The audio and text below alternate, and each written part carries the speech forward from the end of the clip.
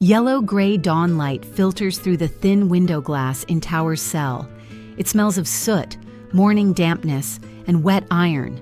A wooden stump lies on the stone floor, not a piece of furniture, but an execution block.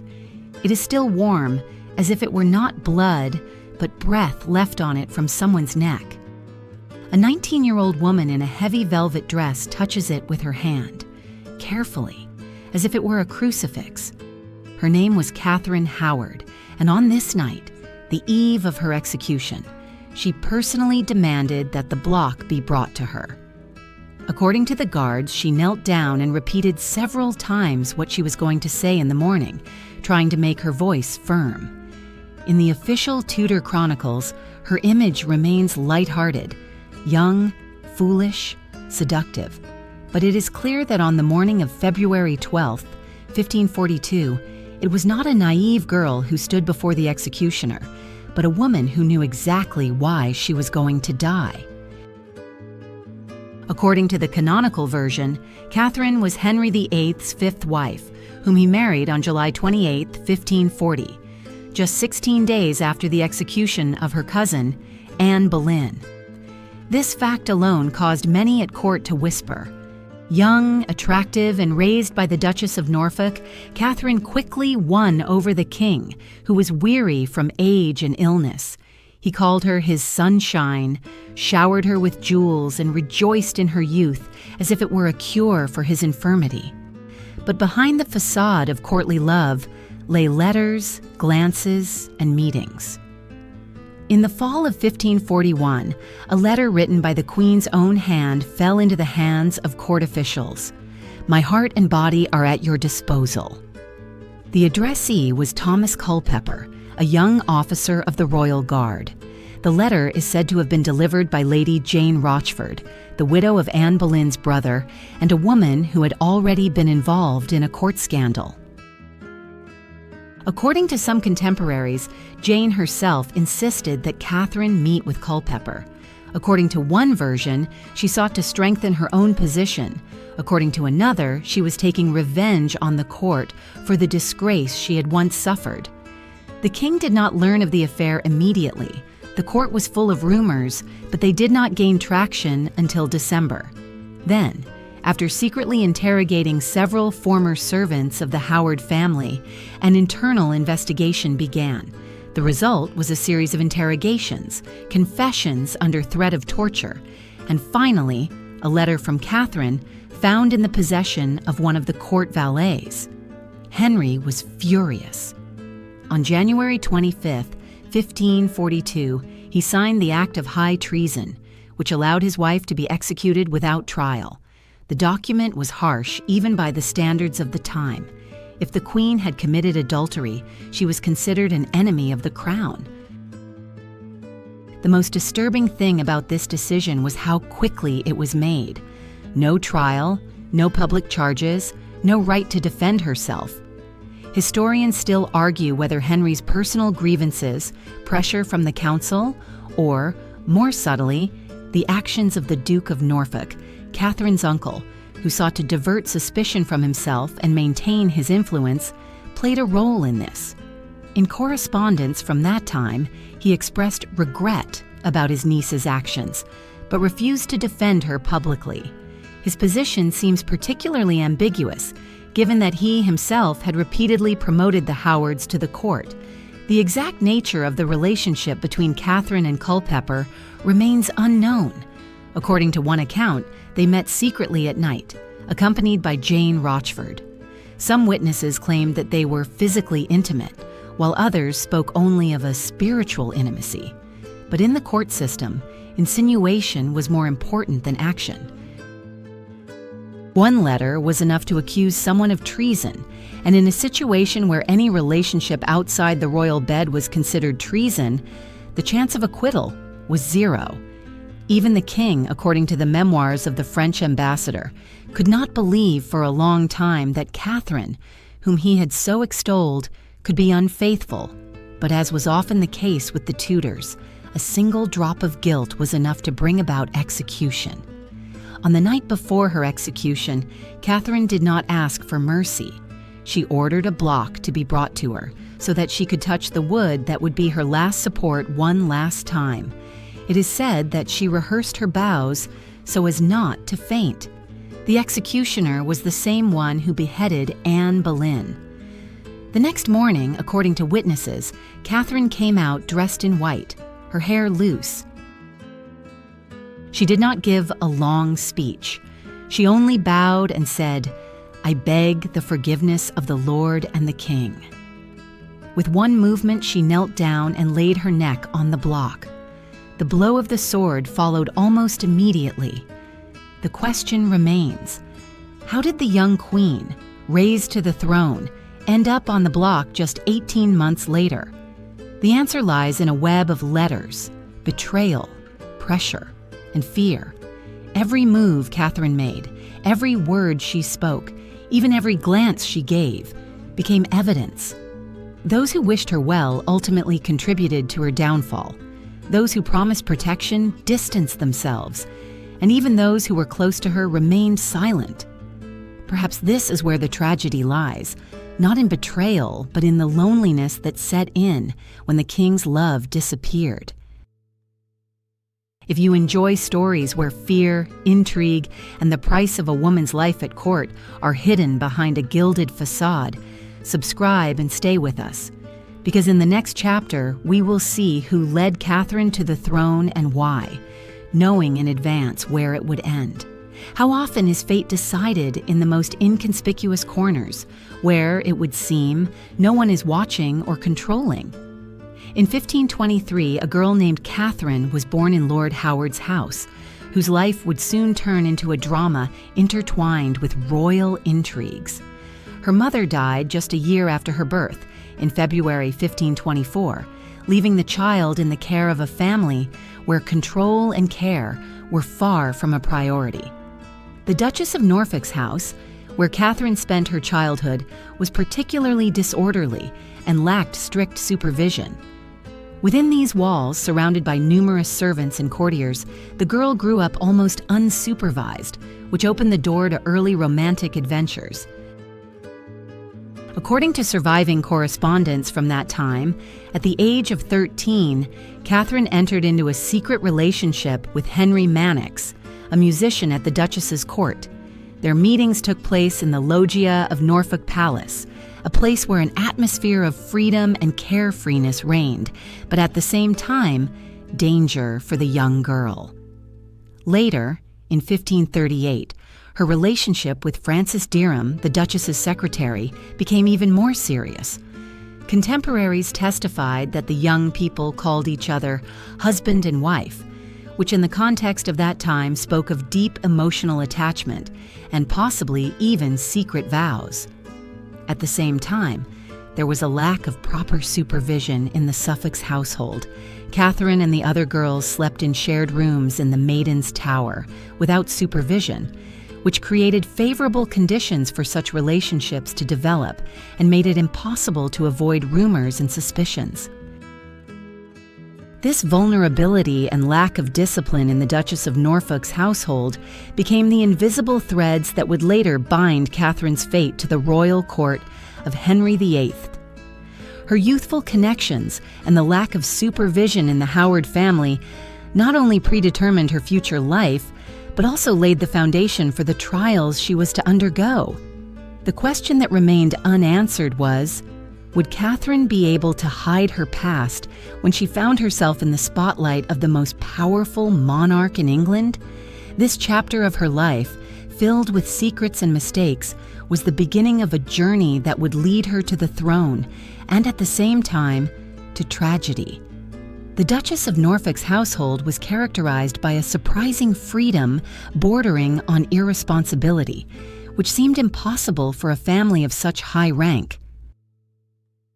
In 1523, Catherine Howard, daughter of Lord Howard, was born, but shortly after her birth, on February 10, 1524, her mother died, leaving the child in the care of relatives and servants.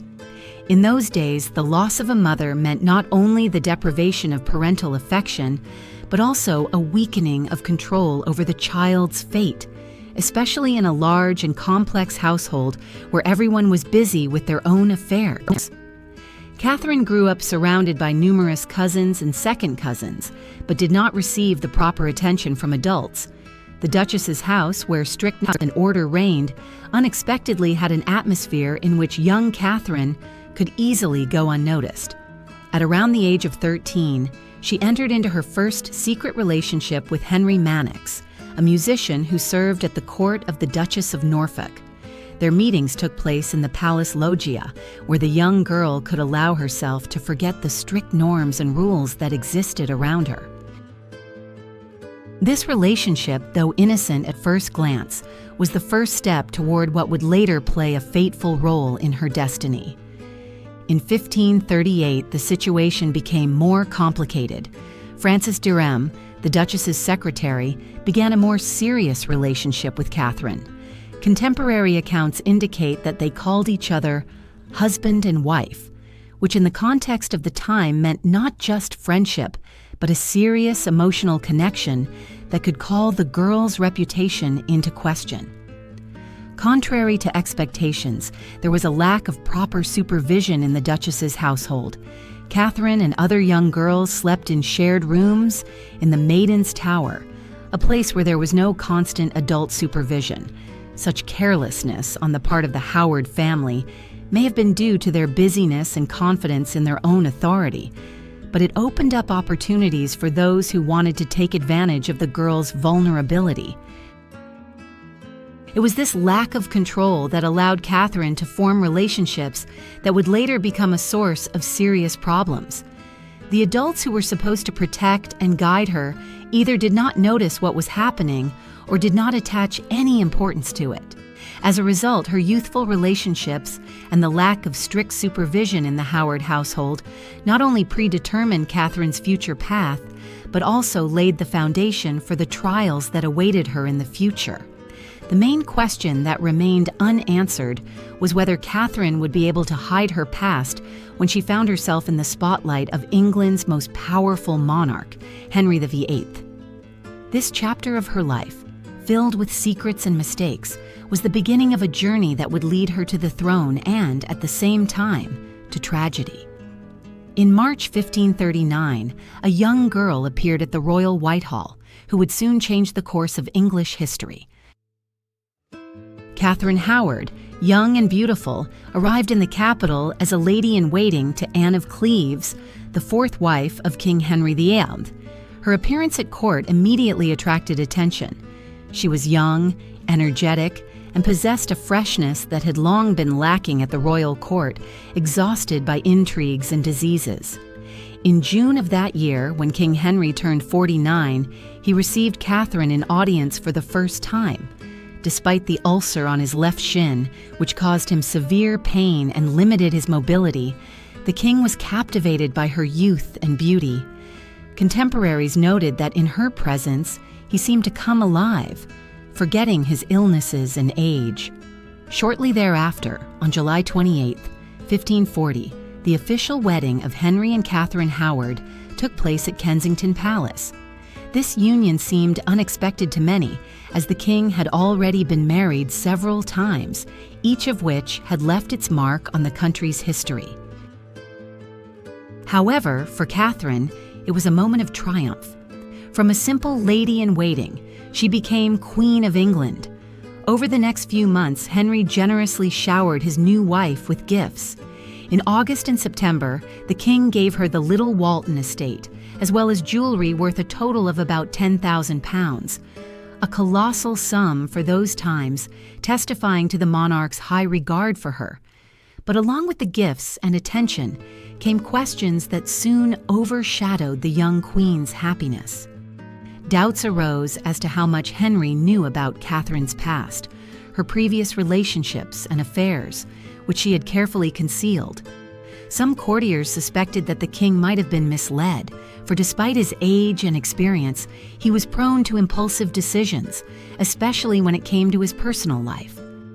The initial euphoria and glamour of the royal position gradually gave way to Catherine's growing isolation. Her entourage became increasingly wary, and she herself felt more and more pressure and suspicion, which distanced her from the king and the court with each passing day. This period became a time of trial for Catherine Howard, when the joy and hopes for a happy life were overshadowed by secrets and anxieties, harbingers of future tragedies.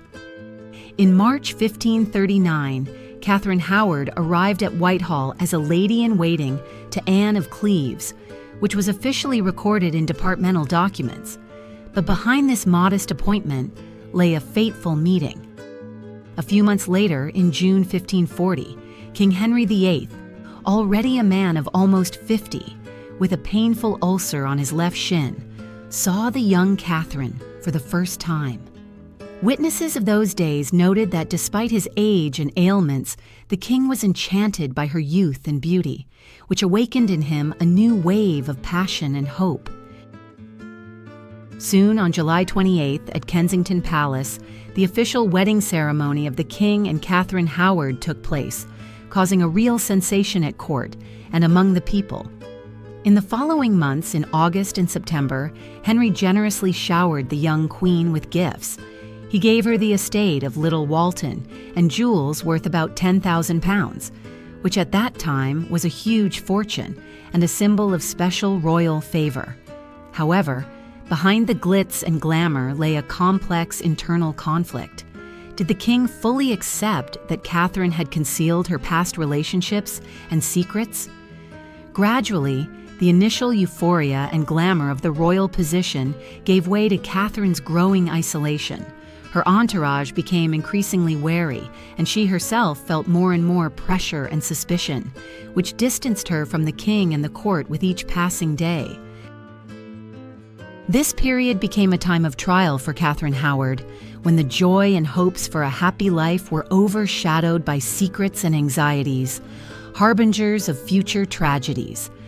With each passing day, royal life took on increasingly complex nuances, and the young woman found herself at the center of a dangerous game where the past was unforgiving and the future seemed increasingly uncertain. In March 1539, Catherine Howard arrived at Whitehall Palace to take up a position as a lady-in-waiting at the court of Anne of Cleves. Her youth and beauty immediately attracted the attention of the courtiers, but no one could have predicted how quickly fate would bring her together with King Henry VIII.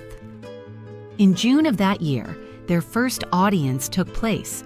The king was already 49 years old and suffered from an ulcer on his left shin, which caused him severe pain and limited his mobility. Despite this, Henry was captivated by Catherine's freshness and youth, which was noticed by his contemporaries, who described his delight and unusual excitement for his age. Soon, on July 28, 1540, the marriage between the king and Catherine Howard was concluded at Kensington Palace. This union came as a surprise to many. The young queen quickly won Henry's favor, and he, in turn, generously showered her with gifts. In August and September of that year, the king gave Catherine the estates of Little Walton and jewels worth about £10,000, an incomparably large sum, reflecting his affection and desire to surround his wife with luxury. However, behind the outward glamour lay doubts and anxieties. Henry, despite his passion, could not help but... The autumn of 1540 brought something unusual to Hampton Court. Despite the serious condition of King Henry VIII, the court came alive under the spell of the new queen, Catherine Howard. Her appearance on the throne was like a breath of fresh air that seemed to dispel the dark clouds gathering over the English court. Catherine, young and charming, quickly won the hearts of the courtiers by organizing lavish balls and masquerades, which became true celebrations of light and joy in the shadow of impending illness. Contemporaries noted that her smile and grace created an aura of a rose without thorns around her, delicate and defenseless, while the king himself sank deeper and deeper into suffering. Henry, suffering from an ulcer on his shin, was forced to move around in a heavy carriage, and his body exuded a sharp, putrid odor, that could not fail to disturb even those closest to him. The court physicians, describing the monarch's condition, spoke of a progressive, purulent inflammation that poisoned the air and the mood of the entire court. In such conditions, Catherine tried to maintain a bright image by participating in court events, including the fair on December 29, 1541. However, even on that day, she avoided closeness with Henry, feeling disgust at his physical condition, which was reflected in the correspondence of her ladies-in-waiting. The atmosphere at court was tense. Young courtiers admired the queen, seeing her as a symbol of hope and renewal, while the king himself became increasingly irritable and withdrawn, as observant contemporaries noted. His illnesses and mood swings created an aura of unpredictability around him, which only exacerbated the internal tension within the royal family.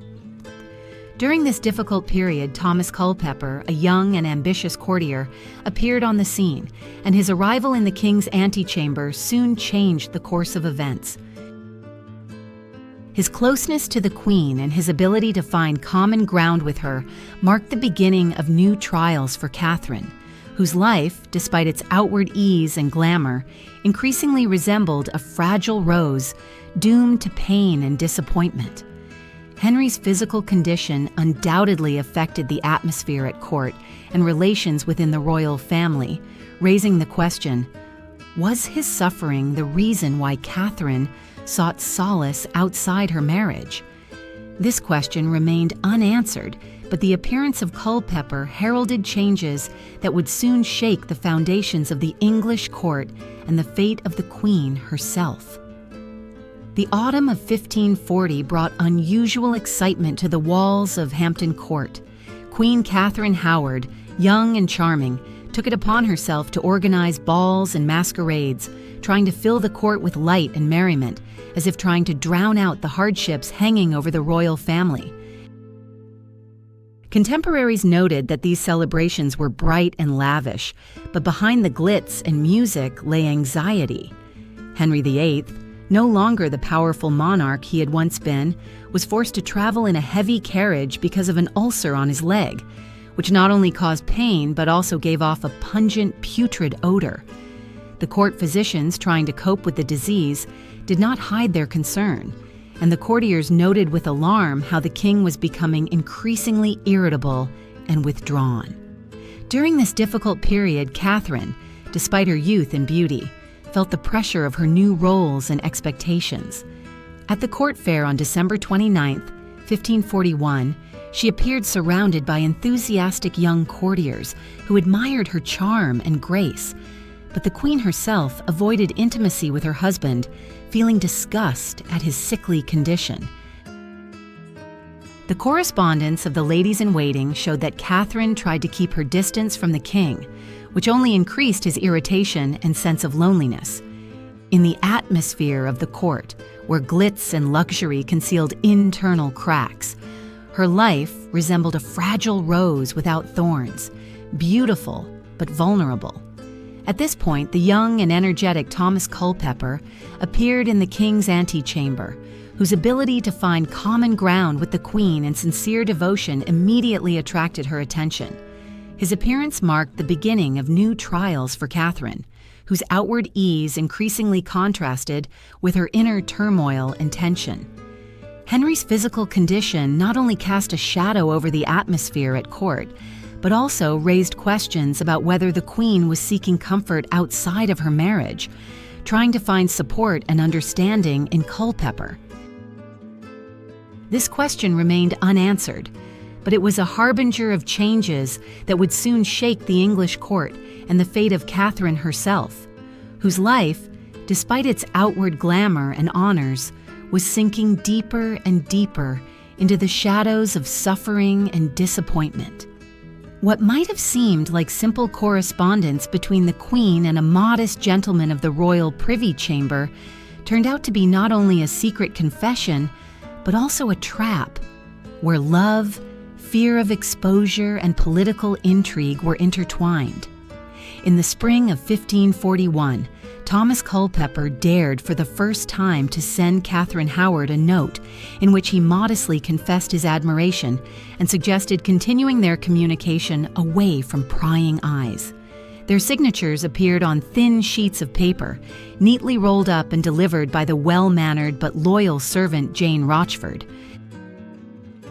Catherine read them in the seclusion of her chambers, her heart filled with hope for sincere feelings and forgetting, at least for a while, that she would have to hide her past. In the summer of 1541, when Henry VIII went to his northern estates for another royal tour, Jane secretly arranged meetings between the Queen and Culpeper in the deserted rooms of ancient estates.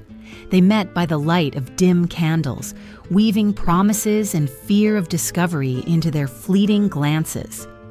At the same time, Catherine understood that her former ties with Francis Dyer, a young and by no means poor nobleman, could still surface and ruin her position. She feared that rumors would become grounds for accusations of infidelity and even treason. Therefore, in August 1541, seeking to take control of the situation and at the same time stifle possible talk of her past relationship, the Queen appointed Francis Dyer as secretary of her household. In this way, she showed him visible favor and allowed him to remain at court under her supervision. For Derham, this appointment was an unexpected gift. He found himself closer to the throne, able to observe the movements of the royal court and feel not only like an old acquaintance, but also a confidant. Although the exhausted memories of his former relationship with Catherine still hurt in their souls and prompted secret meetings. The courtiers, who were sensitive to changes in the Queen's disposition, gradually began to whisper, first about the harmless flirtation of Culpeper's notes, then about Derham's sudden rise. The rumors intensified when, in September 1541, the famous Protestant reformer John Lassalle reported them in his letters. He wrote to Archbishop Thomas Cranmer that the Queen, having attained power and luxury, was simultaneously playing a double game. Her old secret experiences with Derham and new romantic entanglements with Culpeper risked coming to light and undermining England's reputation on the continent. The fear of being exposed weighed heavily on Catherine's heart. She understood that between her passion, her desires, and the political necessity of serving the king faithfully, there was an inevitable conflict in which her entire life and honor would be at stake. But at that moment, the Queen was faced with a choice: to trust her heart or to exercise caution in order to retain power and avoid disgrace. Her motivation was twofold. On the one hand, she ardently desired a union with Culpeper, feeling true love and support in him. On the other hand, the calculated move to appoint Derham to the Secretariat was explained by her desire to neutralize the threat of exposure of the past and show that she was in control of the situation. Despite all efforts, word against word, correspondence and secret meetings had already spread through the corridors of the London Palace.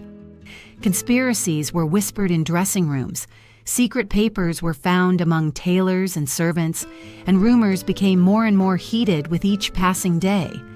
With excitement and anxiety, Catherine watched as news of her secret alliances poured into the letters of Lassalle, who sought to strengthen his political position and use this information to put pressure on the Church and the Crown. The disclosure of the Queen's secrets to Archbishop Thomas Cranmer created an inexorable basis for an official investigation that could turn a fragile intrigue into a dangerous trap, threatening not only Catherine's prestige, but also her very life. In the spring of 1541, the correspondence that would forever change Catherine Howard's fate began. Thomas Culpeper, a young and ambitious gentleman of the royal privy chamber, dared to exchange notes with her for the first time. In that era, this was not just a sign of attention, but a real risk. His words were full of tenderness and secret hints, and Catherine responded with cautious passion, as if trying to preserve something more than just words between the lines and letters. In the summer of that same year, when the royal court went on a trip to the north, Jane Rochford, one of Catherine's closest friends, secretly arranged meetings in deserted rooms of the estates where no one could find them. These meetings were filled with whispers and anxiety, for every minute could be their last, and the risk of exposure was deadly. In August, sensing the growing threat, Catherine appointed Francis Dyer as her secretary of the household. This was a deliberate move. Dyer, loyal and cautious, was to be a shield that would protect the Queen from unwanted attention and help keep all dangerous conversations and documents under control. However, rumors of secret meetings and correspondence were not long in coming. Already in September, through the Protestant reformer John Lascelles, known for his political in November 1541, in the royal chapel, on the bench where important documents were usually kept, a letter suddenly appeared, sent by John Lascelles, a well-known Protestant reformer and a man closely associated with court intrigues. This letter contained serious accusations against Thomas Cranmer, Archbishop of Canterbury, who by that time already had many enemies among the upper echelons of the English court. The letter, left unread, soon became the starting point for a whole chain of events that exposed deep rifts in court politics and personal relationships. In December of that year, interrogations began of the former servants of the Duchess of Norfolk, a woman whose home had served as the center of many secret meetings and negotiations. Professional investigators, carefully gathering evidence, revealed Catherine Norfolk's close ties to two suspicious individuals, Mannix and Dyram, whose names had long been associated with conspiratorial plots against the crown. This evidence, backed up by a multitude of small details, became compelling proof in the eyes of the investigators. By the end of December, a manuscript of a letter written by Catherine herself to Culpeper was discovered, in which she candidly admitted to a desire for possession, a phrase that, in the context of the time and the political situation, meant not only personal passions, but also potential treason against the state. This document, kept in the departmental archives, became a key element of the prosecution's case.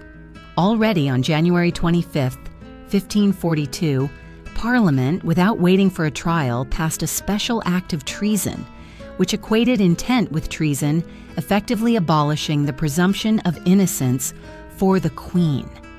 This bill, recorded in the Acts of the House of Lords, became a terrible weapon in the hands of the king, allowing him to get rid of his unwanted spouse without unnecessary formalities.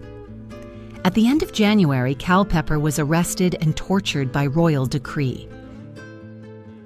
Despite the cruelty of the methods used, the interrogation report indicates that he only confessed under pressure, without confirming the direct accusations of an intimate relationship with the Queen.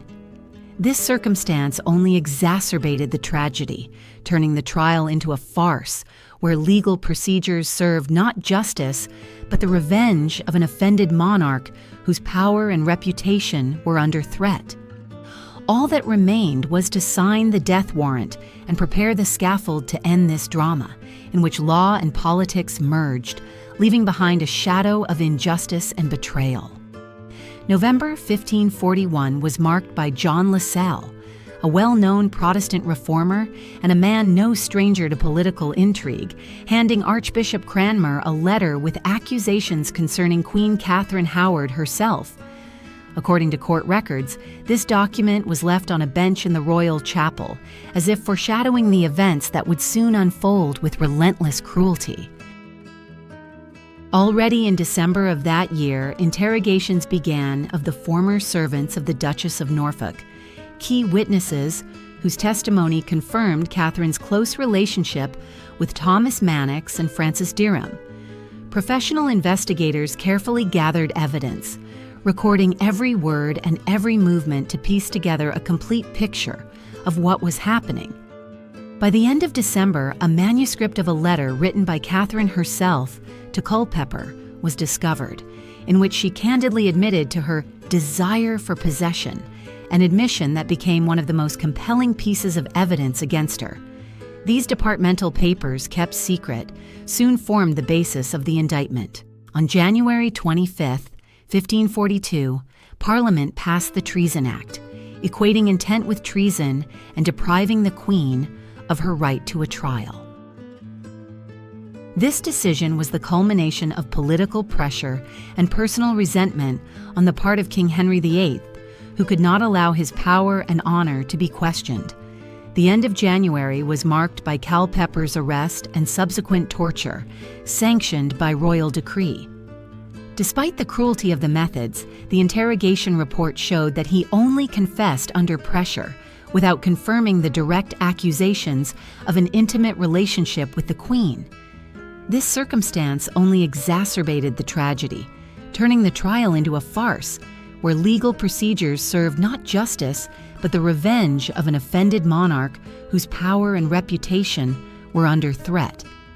All that remained was to sign the death warrant and prepare the scaffold to end this drama, in which law and politics merged, leaving behind a shadow of injustice and betrayal. In November 1541, John Lascelles delivered a letter to Archbishop Cranmer with accusations that soon became the starting point for a large-scale investigation. According to court records, this document remained on the bench in the royal chapel, like a silent witness to the impending disaster. The morning of February 13, 1542, began in Tower Green with an uneasy silence, broken only by the footsteps of the guards and the muffled murmur of the crowd. Next to the chapel of St. Peter ad Vincula, a scaffold had been prepared, a wooden platform on which the young queen was to be executed. Catherine Howard, the 19-year-old wife of Henry VIII, stood in this place, barely able to remain on her feet. According to court records, she was supported by 2 guards, as if she were not a queen but a prisoner of her own fate. In the last minutes of her life, she uttered words that were remembered by eyewitnesses. "I die a queen, but I would rather die the wife of Culpeper." These words reflected not only her personal tragedy, but also the drama of the entire Tudor court, where power and love often went hand in hand with betrayal and cruelty. A single precise blow of the axe ended her earthly existence, and her body was buried without ceremony in a modest grave in St. Peter's Chapel, as confirmed by official documents of the time,